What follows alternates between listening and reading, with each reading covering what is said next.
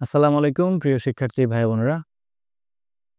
Previous year vocabulary question solve ক্লাসে আবারও স্বাগতম আপনাদেরকে। 25 নাম্বার ক্লাস নিয়ে এসেছি। আমরা আজকেও 15টি এমসিকিউ সলভ করব। তো চলুন আমরা আমাদের নিয়মিত ক্লাসের অংশ হিসেবে আমরা আমাদের ক্লাসটি শুরু করি।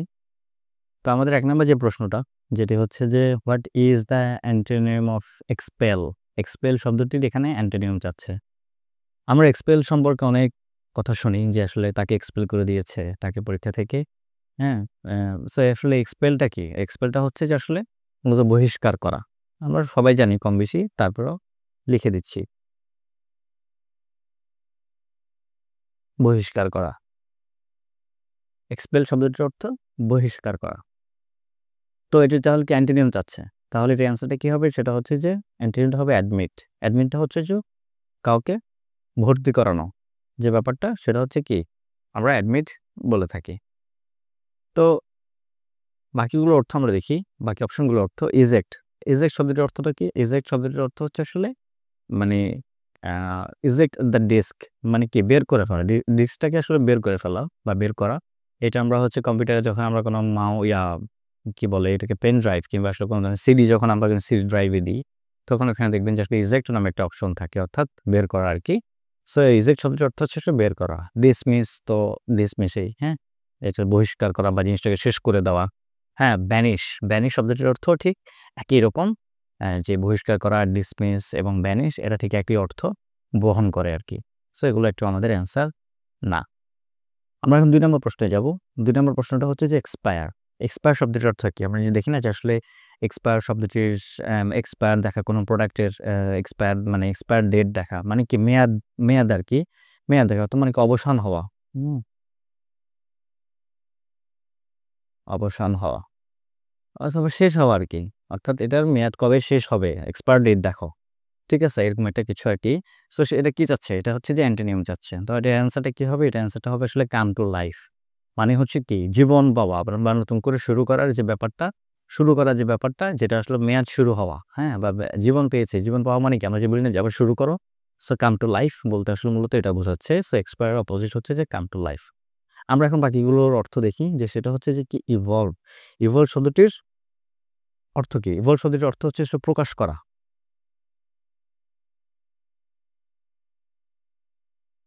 একটা জিনিসকে প্রকাশ করা হচ্ছে কি ইভলভ। স্ট্যাবিলাইজ, একটা জিনিসকে স্থির হওয়া, স্থির হওয়া, হ্যাঁ, স্ট্যাবিলাইজার, হ্যাঁ, স্থির কিছু জিনিস এরকম বলা হয় যে বলি স্ট্যাবিলাইজারটাকে ইউজ করো। হ্যাঁ, এটা স্ট্যাবিলাইজেশনটা কেমন? সেই জিনিসটা হচ্ছে কি স্থির হওয়া, মানে স্থির ব্যাপারটার জন্য বোঝানোর জন্য সেই জন্য স্ট্যাবিলাইজ আমরা ব্যবহার করে থাকি। গ্রো টু টিউশন, টিউশন মানে কি আসলে এখানে শিক্ষাদান করা বলতে আমরা আসলে টিউশনের ব্যাপারটা আমরা সবসময় এই ওয়ার্ডটা ব্যবহার করে থাকি। 3 নাম্বার আমরা প্রশ্নে যাই যে এক্সপ্লিসিট, ইমপ্লিসিট এবং এক্সপ্লিসিট। এক্সপ্লিসিট শব্দটির অর্থ হচ্ছে আসলে স্পষ্ট। এটা সরাসরি আমরা অ্যান্সারে চলে যাই। ইমপ্লিসিট শব্দটির অর্থ হচ্ছে আসলে সুপ্ত বা জিনিসটা হচ্ছে মানে যা মানুষ আমরা আসলে বুঝি না আরকি। যেটা আমাদের কাছে ক্লিয়ার না, অস্পষ্ট, সেটার জন্য আমরা আসলে ইমপ্লিসিট ব্যবহার করে থাকি। কিন্তু এক্সপ্লিসিট শব্দটির অর্থ হচ্ছে আসলে স্পষ্ট। ঠিক আছে? যেটা ক্লিয়ার সেটা হচ্ছে আমাদের স্পষ্ট। অন্ধকার, তাড়াতাড়ি বা মূল্যবান এগুলো একটাও আমাদের অ্যান্সার না। পরবর্তী প্রশ্নে যাই, অর্থাৎ 4 নাম্বার প্রশ্ন। The noise level in the Dhaka city. হ্যাঁ? 4 নাম্বার প্রশ্ন। দেখি যে noise level in the Dhaka city has increased কি? এক্সপোনেনশিয়ালি। এক্সপোনেনশিয়ালি কি? বৃদ্ধি পেয়েছে। এখন এক্সপোনেনশিয়ালি বৃদ্ধি পেয়েছে কিভাবে? Here the underline word means, এই অর্থটা আসলে কি বোঝাতে চাচ্ছে? সেটা হচ্ছে এটার অর্থ হচ্ছে আসলে র‍্যাপিডলি, খুব দ্রুত বৃদ্ধি পেয়েছে। ঠিক আছে?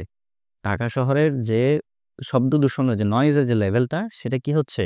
বৃদ্ধি পেয়েছে, র‍্যাপিডলি বৃদ্ধি পেয়েছে। খুব দ্রুত বৃদ্ধি পাওয়াটা আসলে র‍্যাপিডলি আমরা ব্যবহার করে থাকি। অ্যামেজিংলি, দারুণভাবে না, এমন কিছু না, শকিংলি মানে ভয়ভাবে, মানে জঘন্যভাবে আরকি।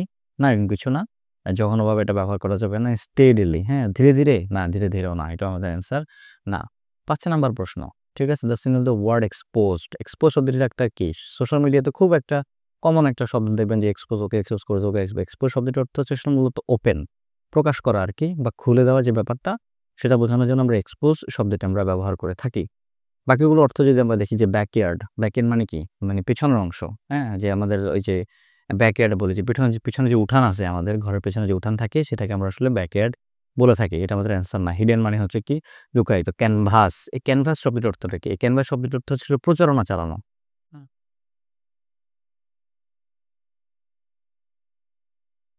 আমরা বানানটা ভালো করে দেখব। ক্যান মানে শুধু ভ্যাস না, ক্যানভাস, হ্যাঁ? VA আছে এখানে। এটার অর্থ হচ্ছে আসলে প্রচারণা চালানো। পরবর্তী প্রশ্নে যাই, অর্থাৎ ৬ নম্বর প্রশ্ন কি লেখা আছে? ৬ নম্বর প্রশ্নে দ্য ওয়ার্ড লেখা আছে এক্সপঞ্জ। এক্সপঞ্জ শব্দটির অর্থটা কি? আমরা কি জানি যে এক্সপাঞ্জ শব্দটির অর্থ আগে জানতে হবে মুছে ফেলা। এক্সপাঞ্জ শব্দটির অর্থ হচ্ছে আসলে মুছে ফেলা। সো এটির ওয়ার্ড মিনস এটি হচ্ছে ইরাডিকেট। ইরাডিকেট শব্দটির অর্থ হচ্ছে কি?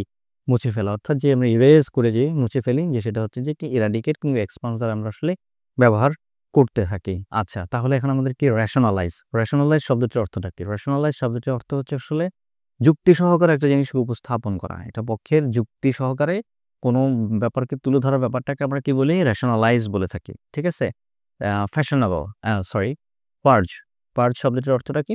আমাদের পার্জ শব্দটির অর্থ হচ্ছে আ এটাকে কি বলে? পরিষ্কার করা। হুম? আ একটা জিনিসকে কোনো কিছু থেকে, কোনো জিনিস বা কোনো মানুষ বা কোনো জিনিস থেকে একটা জিনিসকে বিমুক্ত করা, মানে একটা দূষণমুক্ত করা আরকি, পরিষ্কার করা বলতে আমরা আসলে পার্জ বলে থাকি। হ্যাঁ? যেমন আপনার পেটের মধ্যে কোনো ক্ষতিকর কিছু আছে, মানে এক ধরনের কিছু একটা জিনিস পাওয়া গেল। আপনাকে এমন একটা জিনিস খাওয়ালে সেই জিনিসটা বের হয়ে গেছে। জিনিসটা পার্জ করা মানে পরিষ্কার করা বা বিমুক্ত করা। আপনাকে ওই জিনিসটা থেকে কি বের করে আনাটাই হচ্ছে কি মূলত এখানে আমরা পার্জ বলে থাকি। ইনহেল, ইনহেল শব্দটির অর্থ হচ্ছে আসলে নিঃশ্বাস নেওয়া। ইনহেল শব্দটির অর্থ হচ্ছে আসলে নিঃশ্বাস নেওয়া,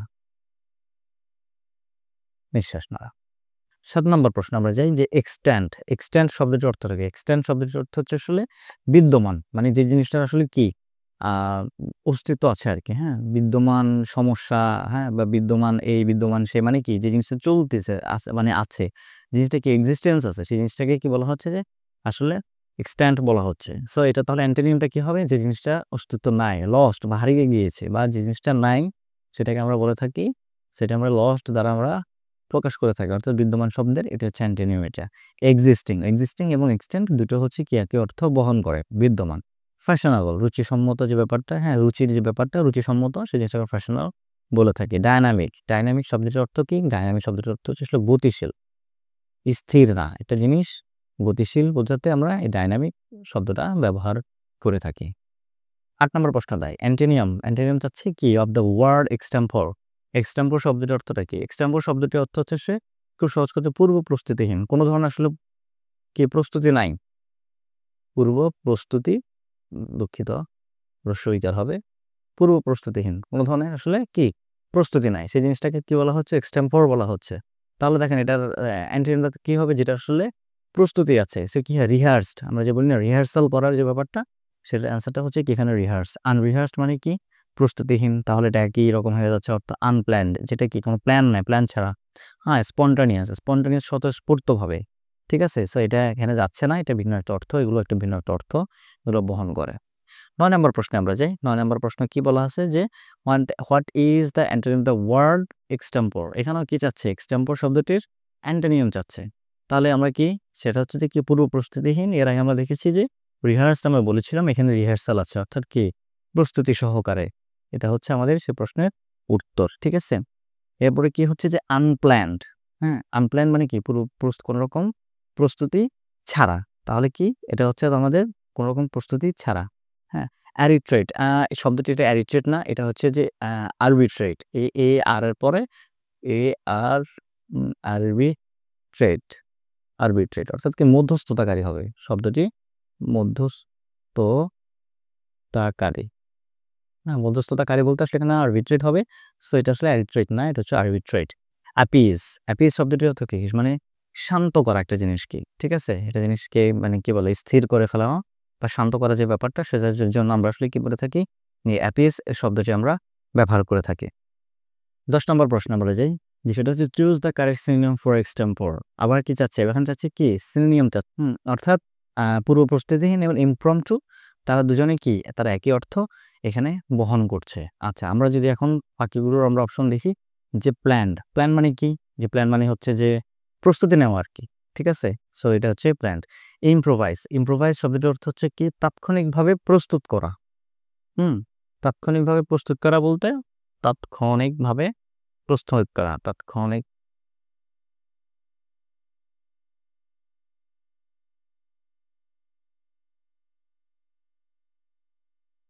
তাৎক্ষণিকভাবে প্রস্তুত করা বলতে আমরা ইম্প্রোভাইজ ব্যবহার করে থাকি। ইমিডিয়েট মানে হচ্ছে কি সাথে সাথে, সো এটি আমাদের অ্যান্সার না। 11 নম্বর প্রশ্নে যাই। 11 নম্বর প্রশ্ন হচ্ছে দেখি অ্যান্টোনিম অফ এক্সট্রাক্ট। এক্সট্রাক্ট শব্দটির অর্থটা কি? এক্সট্রাক্ট শব্দটির অর্থ হচ্ছে যে আসলে একটা জিনিসকে অবমুক্ত করা। হ্যাঁ, একটা জিনিসকে কি করা? বের করা। হ্যাঁ, এক্সট্রাক্ট দিস থিং, এক্সট্রাক্ট এই জিনিসটাকে এরকম ব্যাপার কি। সো এক্সট্রাক্ট হচ্ছে যে রিমুভ কিংবা জিনিসকে বের করার ব্যাপারটা বোঝাতে আমরা আসলে এক্সট্রাক্ট ব্যবহার করে থাকি। এটা তাহলে কি অ্যান্টোনিম চাচ্ছে? এটার অ্যান্টোনিমটা তাহলে কি হবে? যে সেটা হচ্ছে যে কি ইনসার্ট। এটা হচ্ছে কি ইনসার্ট হচ্ছে কি? এটার অ্যান্সার মানে প্রবেশ করানো। ইনসার্ট শব্দটা হচ্ছে কি প্রবেশ করানো। কোয়েস্ট, কোয়েস্ট মানে কি? কোয়েস্ট শব্দের অর্থ হচ্ছে আসলে মানে খোঁজ নেওয়া। হ্যাঁ, বা খোঁজা আরকি। খোঁজা বলতে আমরা আসলে কোয়েস্ট ব্যবহার করে থাকি। সিলেক্ট তো সিলেক্টে যা কালেক্ট সংগ্রহ করা এগুলো একটা আমাদের অ্যান্সার না। আমাদের 12 নম্বর প্রশ্ন অর্থাৎ the find the synonym the word extract. আবার কি চাচ্ছে? এক্সট্রাক্ট শব্দটির এবার সিনোনিম চাচ্ছে। সো তাহলে এটা কি হবে অ্যান্সারটা? এটার অ্যান্সারটা হচ্ছে যে রিমুভ। এক্সট্রা মানে হচ্ছে অতিরিক্ত, ম্যাক্সিমাইজ বা এক্সটেন্ড। হ্যাঁ, একটা জিনিসকে কি করা? এক্সটেন্ড করা মানে বৃদ্ধি করা। ঠিক আছে? এক্সটেন্ড শব্দটির অর্থ হচ্ছে আসলে বৃদ্ধি করা। ঠিক আছে? এটি আমাদের যদিও এটি আমাদের অ্যান্সার না, আমরা অর্থটা জেনে নিয়েছি।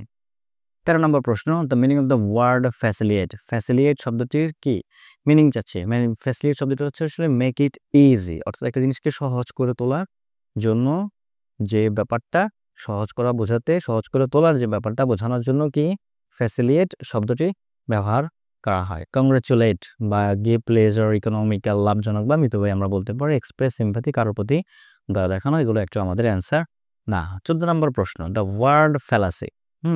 ফ্যালাসি শব্দের অর্থটা কি? ফ্যালাসি শব্দের অর্থ হচ্ছে আসলে ড্রিম। এই ফ্যালাসি মূলত রিলেটেড কিসের সাথে? যে দিবা স্বপ্ন বা অলিক চিন্তার যে একটা ব্যাপার আছে সেটাকে বোঝাতে আমরা এই ফ্যালাসি শব্দটা ব্যবহার করে থাকি। অর্থাৎ কি এক ধরনের ভুল বিশ্বাস, হুম ভুল বা অলিক বিশ্বাস, হ্যাঁ বা অলিক চিন্তা, সেটাকে বোঝানোর জন্য আমরা ফ্যালাসি শব্দটি ব্যবহার করে থাকি। সো যেটা অনেকটা আসলে ড্রিমের সাথে সম্পর্কিত। সেন্স অর্থাৎ বুদ্ধি বা বিচার বিবেচনা বলতে আসলে আমরা কি সেন্স ব্যবহার করে থাকি। ইরেক্ট, ইরেক্ট শব্দটির অর্থ হচ্ছে আসলে খাড়া। হুম খাড়া করানো মানে খাড়া মানে একদম সোজা হয়ে যে দাঁড়া করানো যে ব্যাপারটা, খাড়া মইকে খাড়া করে রাখো, এটাকে খাড়া করে পুতো, এরকম কিছু একটা থাকে না, যে সেটাকে জন্য আমরা ইরেক্ট শব্দটি ব্যবহার করে থাকি। শক, শক মানে কি? শক মানে হচ্ছে যে সংঘর্ষ কিংবা শক খাওয়া। এক ধরনের আসলে যে বিদ্যুতের যে সংস্পর্শে যাওয়ার পরে যে এক ধরনের আমরা যে আসলে এক ধরনের শক খাই, সেটা হচ্ছে আসলে শক আর কি, আতঙ্কিত হওয়ার ব্যাপারটা। ঠিক অ্যাকচুয়ালি আতঙ্কিত না, এটা আমরা সংঘর্ষ বলতে পারি আর কি। ঠিক আছে? 15 নম্বর প্রশ্ন which of the following is contrast, অর্থাৎ কি ফেলো, ফেলো শব্দটি কি চাচ্ছে এখানে? কন্ট্রাস্ট চাচ্ছে, অর্থাৎ কি এখানে অ্যান্টোনিয়াম চাচ্ছে।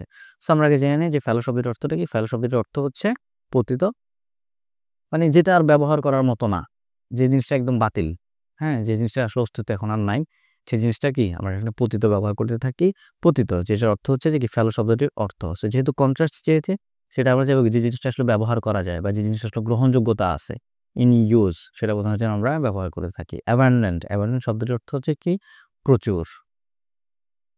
ভ্যালুয়েবল মানে হচ্ছে মূল্যবান, নেসেসারি হচ্ছে শব্দটির অর্থ হচ্ছে প্রয়োজনীয়।